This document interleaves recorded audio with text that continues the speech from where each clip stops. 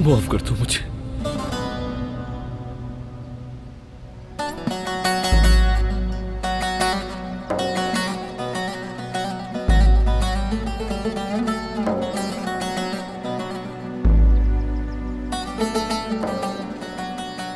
आपने उस दिन शायद मुझे मारने की कोशिश नहीं की, बल्कि मेरे फराद भाई को मारने की कोशिश की आपने।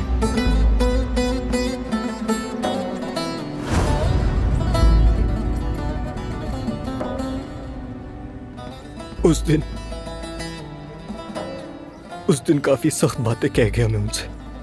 काश कि मैंने ना कही होती, माफ कर दिया होता। काश के माफ कर दिया होता। जो हुआ वो नाकाहानी था जान। भाई, अगर उन्हें कुछ हो गया तो वो मर गए तो क्या होगा? मैं खुद पर ये बोझ बर्दाश्त नहीं कर पाऊंगा। हरगिज नहीं, फराद को कुछ नहीं होगा।